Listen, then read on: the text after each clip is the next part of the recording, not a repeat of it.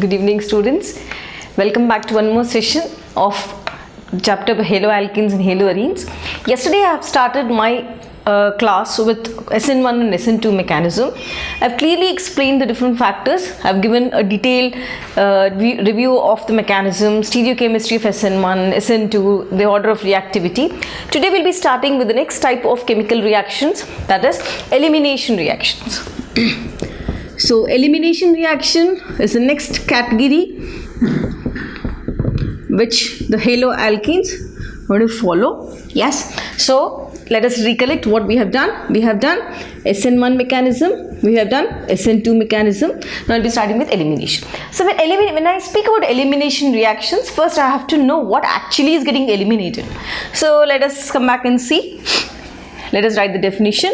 So elimination reactions are basically involving the, let me write in this particular word, elimination or removal of HX. Yes, it's going to eliminate hydrogen halide. From where is it going to eliminate? HX from alkyl halide. That's it. So this particular elimination we are going to take out. I'm going to show you a clear mechanism when you're writing your definition. Just basically remove. I'm going to eliminate HX. This is from one carbon. This is one more from one more carbon of RX. This elimination reactions, I can name it as, I can get, there are two other terminology, two other names given to elimination reactions. They're also called beta elimination reactions. We will also learn why is it called beta elimination reaction. This type of reactions are also called dehydrohalogenation reactions. Simple. So I have to just remember the basic thing. I am going to take out HX, that is basically from RX. This is from one carbon, this is from the other carbon. It is also called as beta elimination and dehydrohalogenation. Why did I give this? Because in your exam, when a reaction is given to you, when they are asking you to dehydrohalogenate it, right? Or if they are asking you to do the beta elimination, you should not get confused between which sort of mechanism is that. So you should have a clear idea. Elimination is also called this, elimination is also called this. So when I just go into the details of elimination reaction is of two types, as I have mentioned it in my earlier video, E1 mechanism and E2 mechanism. Elimination 1 and elimination 2, right? In nucleophilic substitution reactions, we have two types. It's the same like this, SN1, SN2. Here also it is E1 and E2, right? What actually is going to happen? What actually is the final product formed? Let us see. Let us just conclude this statement. Elimination of I should write elimination of, no, I should write elimination or, yeah. Elimination or removal of HX from RX to form alkene. This is the most important thing. This is what I have to form. So all the elimination reactions are going to form alkenes. Done? Yes. So E1 elimination, E2 elimination finally will lead me to a concept, or finally will yield a product which is an alkene. Which alkene again? The alkene should be the highly substituted alkene. Highly substituted alkene. This particular thing you have to keep in mind, and then we'll start with the mechanism. So just note it carefully. So what are the steps required for, just carefully note step by step. This will be your introduction of the video. So we'll go to the next topic once you have done with this. Yes. So now I know the definition of elimination reaction. Now I have to start learning the types of elimination reactions along with the mechanism. Very important for you all. With this concept, you will finally come to a conclusion. You will just get to know what is Saitzef rule. That is what we are trying to explain. As I said, elimination reaction are of E1 type and E2 type. That is like the general. First of all, when I taught you SN1 and SN2 mechanism, I told you first, as soon as you get or you're asked to write that, you have to first list out the factors. It's the same story again. So when I write the factors, yes, for both, For even mechanism, the most important factor is it's the same for both.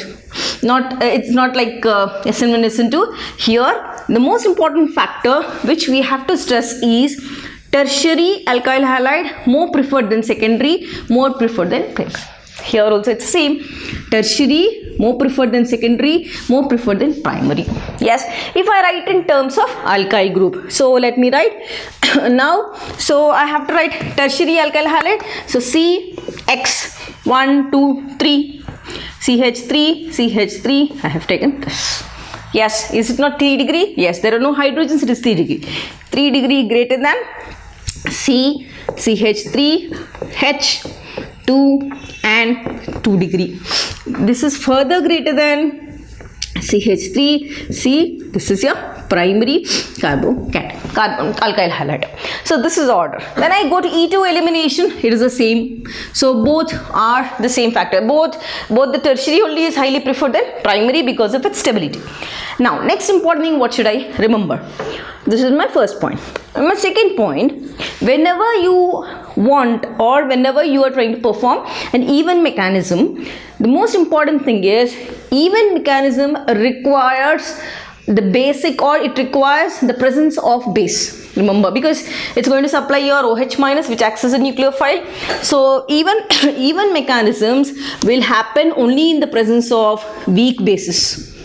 So weak bases, the presence of weak bases only will allow or supply the nucleophile. When I go to E2 mechanism, the presence of strong bases only will allow the reaction to proceed forward. Yes, remember that. So when I speak about weak bases, so we've already learned water is a weak base. Yes, alcohol, methanol is a weak base. Fine. When I speak about strong base, what do we study in the lab? Strong base, yes, remember alcoholic KOH. Alcoholic KOH, as soon as you see alcoholic KOH in the reaction in your board examination, remember the board wants you to do or show the products of elimination reaction. Very, very important. You will frequently see this: aqueous KOH, alcoholic KOH, aqueous KOH, alcoholic KOH. Careful. Let me put a star mark to this and we'll come back to this reaction. And next important thing, this particular even mechanism will always, just like your new SN mechanism, this is going to occur in 2 steps. And your E2 mechanism will happen only in 1 step, which I'm going to show you in few minutes. It's going to happen only in 1 step.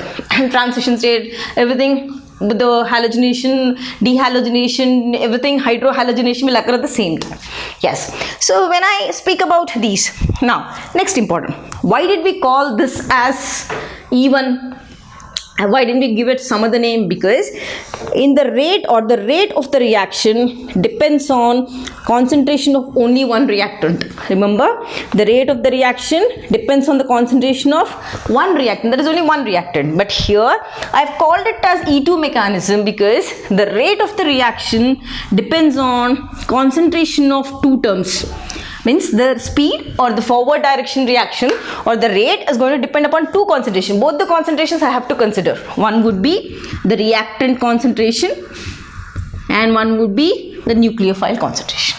Now, the reason for me calling even elimination is the rate depends on 1 concentration term. Here the rate depends on 2 concentration terms. Simple as that. So with these factors, I'm going to start, or I'm going to explain you the mechanism for elimination reactions. Keep noting it carefully. Any doubts, please mention in the comment section so that your doubts are clear and your chapter with all the 4 mechanisms, that is SN1, SN2, E1 and E2 are clear. Let us come back. Please note it carefully and we'll just start with the mechanism. Now for me, the main criteria is I have to see the mechanism for E1 and E2 elimination. Let us see. So I'm going to write reaction and reaction mechanism. I'm going to include both in this. Yes, fine. So when I speak about reaction, as I said, in even elimination, rate depends upon only 1 concentration term, that is your reactant. So I also mentioned tertiary greater than, secondary greater than, primary. Here also I mentioned the same thing, tertiary greater than, secondary greater than, primary. So let me pick up one. So what did I say? Whenever whenever I have to perform even elimination, I have to take a tertiary haloalkane along with a weak base. Remember that I took water in that. So I'm going to pick up a tertiary alkyl halide. Yes. Now this is your tertiary alkyl halide. In this tertiary alkyl halide, I am going to introduce a weak base, water. Done. Let me count. Now for 2 hydrogens, 1, 2, 3, 4, 5, 6, 7, 8. Isn't it? Yes. So in the first case, what's going to happen? This X minus or this particular this one, as I said, that's going to occur in 2 steps, isn't it? Yeah. So first important thing is, when I write the reaction mechanism, I'll show you in 2 steps, but basically I'm going to show you dehydrohalogenation. So this water can also be written as HOH, isn't it? Correct. Can I write this CH3 as CH2H? Both the same, right? So what is happening in the even mechanism? Just observe carefully. Your X has to come out. Done. Your water, I said dehydrohalogenation. Your water, this one is going to come out.